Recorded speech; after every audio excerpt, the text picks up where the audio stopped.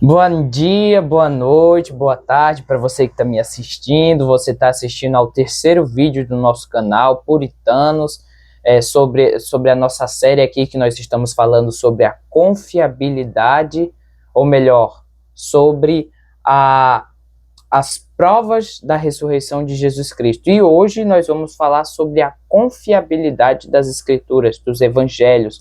Será que os evangelhos eles foram distorcidos ao longo do tempo? Será que os discípulos, quando eles escreveram os evangelhos, será que eles estavam sendo sinceros? Será que eles não aumentaram, coisa do tipo?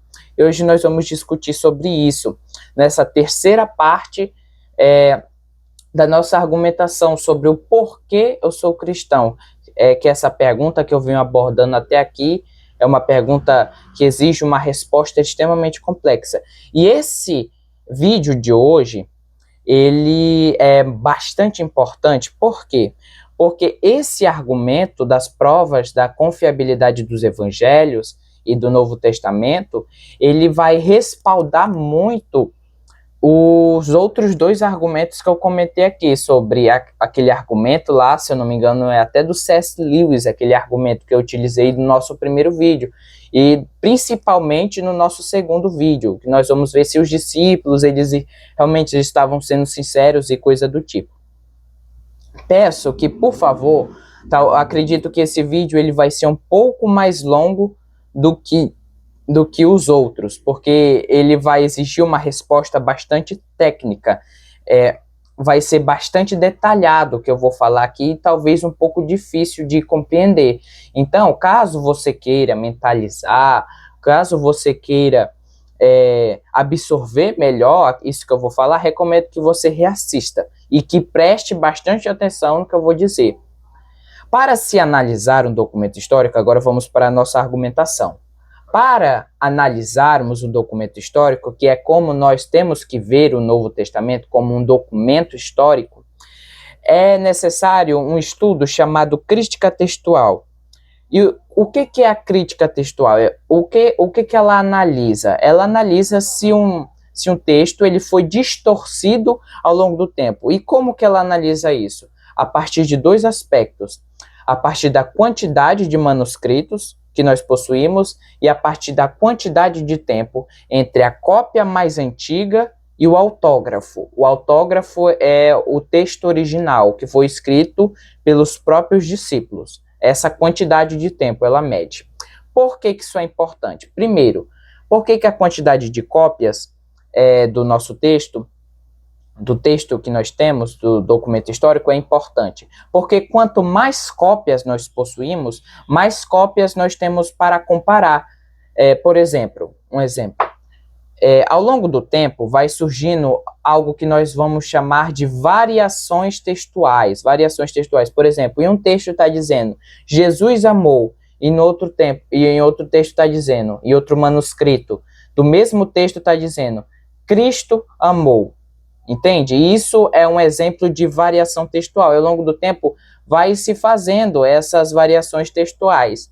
E como é que nós vemos qual texto é o certo? A partir da quantidade de cópias. Vamos supor que eu tenho um texto falando que o João foi para a escola. Nós temos um texto falando que o João foi para a escola e um texto falando que o Gabriel foi para a escola. Nós não temos como saber, a partir desses dois textos, qual é o texto original. Nós não temos. Esse aqui é o texto original, esse aqui são as duas cópias que nós possuímos. Nós não temos como saber, a partir apenas desses dois textos. Nós temos 50%, né, de um deles está certo. 50% da variação Gabriel está certa e 50% do João está certo. Porém, se eu tenho 10 manuscritos, com 9 falando que o Gabriel foi para a escola e um apenas falando que o João foi para a escola, eu tenho como saber qual é o correto. Porque se o Gabriel ele é a maioria, isso significa que ele é o original e que o João ele é a variação textual, entendeu? Por isso que é precioso para nós a quantidade de manuscritos. E também sobre a questão da quantidade de tempo entre a cópia mais antiga e o original. Por que é importante? Isso aí é o mais óbvio, porque quanto mais perto a cópia for do original, é, é, é, é claro, né, quanto mais perto for, mais, não é autêntico a palavra que eu queria usar, mais próximo do original também vai ser. Isso é óbvio, né? Isso eu acredito que todo mundo vai entender isso. Quanto mais perto a cópia for, mais próximo do original ela também vai ser. Mas, enfim, os senhores entenderam o porquê que é importante esses dois aspectos. E o Novo Testamento, será que ele tem essas coisas? Será que ele cumpre esses requisitos? Sobre a questão da quantidade de cópias. Para você ter uma ideia, apenas no grego, apenas no grego, nós temos ao todo, se eu não me engano, 6.500 cópias. Apenas no grego, ou 5.000 cópias, alguma coisa do tipo, apenas no grego. Se nós formos contar todas as línguas do Novo Testamento, nós temos ao todo mais de 24.000 cópias. Para você ter uma ideia do quão exorbitante é essa quantidade, do quão grande, quão impressionante, é de cair o queixo, é de abrir a boca de qualquer pessoa. É essa quantidade. O segundo documento histórico com mais cópias que nós possuíamos é a Ilíada de Homero, que tem apenas 600 cópias. Apenas 600 cópias. E enquanto a quantidade de tempo entre a cópia mais antiga e o original. Enquanto a isso, nós sabemos que os evangelhos, o Novo Testamento como um todo, foi terminado de ser escrito no final ali do ano 70 depois de Cristo. No final do ano 70 depois de Cristo. Nós já possuímos fragmentos do segundo século. Do segundo século e do terceiro século, nós já possuímos códices com o Novo Testamento praticamente inteirinho. Isso é fantástico. A confiabilidade do Novo Testamento é algo assim de cair o queixo de qualquer pessoa. Tanto se você for pesquisar no Google, eu recomendo que você vá lá no Google e pesquise. Pegue seu celular agora, ou o celular de alguém, eu recomendo no final que você veja isso. Pesquisa lá no Google, qual o documento histórico mais confiável que existe? Ele vai te falar, Novo Testamento, o documento mais confiável que existe. Então, não. O Novo Testamento, ele não foi distorcido ao longo do tempo. Qualquer pessoa que te falar, um ateu ou alguém de uma outra religião te disser, a Bíblia foi distorcida ao longo do tempo, que não sei o que, não sei o que. Isso é uma inverdade, tá? Ele está faltando com a inverdade, ele não pesquisou. Possivelmente ele está afirmando isso porque ele viu um ateu no TikTok ou coisa do tipo. Ok? Sobre a questão se os discípulos eles estavam sendo sinceros mesmo. Será que eles estavam sendo sinceros? Será que eles não aumentaram o relato? E sim, eles estavam sendo sinceros. Por que eles estavam sendo sinceros? Como é que eu consigo te afirmar isso? Como é que eu sei disso? Muito simples. Porque os discípulos eles acrescentaram coisas vergonhosas no evangelho. Não é porque eles tinham a intenção de te converter quando você lesse aquilo ali, que eles não significa que eles estavam sendo sinceros. Da mesma forma, por exemplo, eu não gosto de mosquitos, e mesmo assim eu não duvido da existência deles. Embora eles tivessem a intenção que você se convertesse ao ler, eles acrescentaram nos seus relatos fatos vergonhosos. Por que isso prova que eles estavam sendo sinceros? Porque se eles estivessem inventando aquilo ali, eles nunca que eles iam colocar fatos vergonhosos em relação a eles mesmos. Eles iam colocar que eles eram maiorais, eles eram discípulos amados de Jesus, que isso, que aquilo. Nós vamos ver, por exemplo, que Cristo adverte os discípulos. Muitas vezes nós vamos ver isso. Eu não preciso abrir a Bíblia para mostrar isso para vocês. Nós vamos ver muitas vezes Jesus falando aos seus discípulos, advertindo eles pela sua falta de fé, pela sua insensatez, pela preguiça deles, por exemplo, no jardim do Getsêmani, que Jesus queria que eles estivessem orando, mas eles estavam dormindo, por exemplo. Quando Jesus, por exemplo, ele fala que dê a César o que é de César. Isso é um absurdo. Naquela época, o Messias, o que você acreditava em relação ao Messias? Que o Messias iria ser um libertador. Ele ia ser alguém que ia libertar o povo judeu das mãos de Roma. É um absurdo o Messias falar dê a César o que é de César e dê a Deus o que é de Deus. Ali Jesus está falando que, olha, pague os seus impostos. O Messias, ele iria falar uma coisa dessa? É uma coisa que é bastante fantástica, é que a questão do túmulo vazio, eles falaram, os discípulos, todos os discípulos, eles disseram que foram mulheres que viram Cristo, ou melhor, que viram Cristo não, que viram o túmulo vazio. Eles foram lá para cuidar, para embalsamar não, perfumar o corpo de Cristo, e quando as mulheres chegaram lá, o corpo tinha desaparecido. Eles colocaram ali uma mulher como testemunha, mulheres como testemunha do túmulo vazio.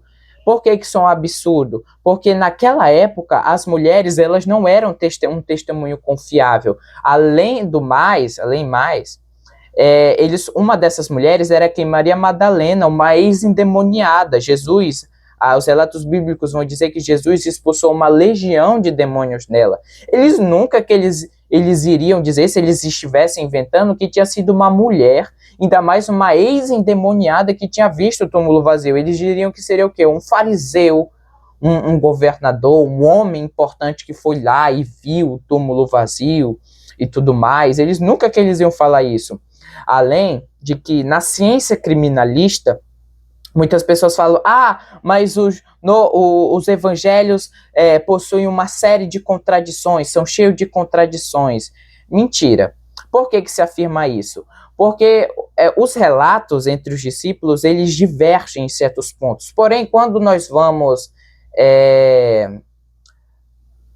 ver na ciência criminalista, quando nós vamos consultar o testemunho de pessoas que estavam presentes numa cena do crime ou coisa do tipo, se elas tiverem os exatos mesmos relatos, é porque elas estão mentindo, é porque elas não estão falando a verdade. Isso é sinal de que foi combinado, elas combinaram ali entre si para ter o mesmo relato.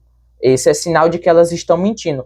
Porém, se elas divergirem, com muitas aspas, porque eu não acredito que nos evangelhos possuem contradições, mas que os discípulos, eles decidiram colocar mais ênfase em certos fatos do que em outros, entendeu? Um discípulo quis dar ênfase em um certo fato e um outro discípulo quis dar ênfase em outro fato, entendeu? É isso que eu acredito.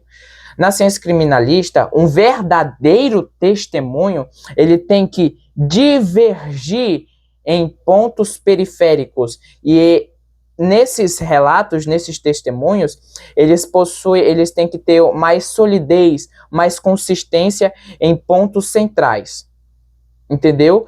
E quando você vai analisar os evangelhos, tudo isso aqui que eu estou te dizendo tá nos evangelhos, e tudo isso é prova de que os discípulos, eles estavam sendo sinceros. Os evangelhos, eles não foram distorcidos.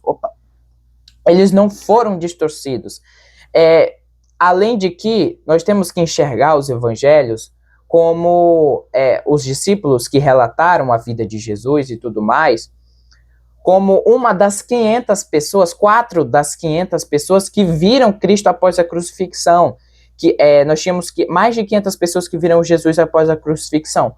Ao todo, 4 delas vai escrever relatos sobre isso, que é o Novo Testamento, os 4 evangelhos, entendeu? E eles não podem estar mentindo. Por que eles não podem estar mentindo? Por causa daquilo que eu falei no vídeo passado. Eles se submeteram a coisas terríveis, e eles não ganharam nada em troca disso. No outro vídeo eu falo mais especificadamente mais sobre esse assunto. Então, meu querido, se você acreditava, ou então se você tinha alguma dúvida de que os evangelhos foram distorcidos e coisa do tipo, eu espero ter te dado uma resposta satisfatória. E até aqui nós quase concluímos a nossa linha de raciocínio. Se isso foi edificante para você, peço que você deixe o seu like. Nós já estamos chegando quase na reta final dessa nossa série, no fim dessa resposta.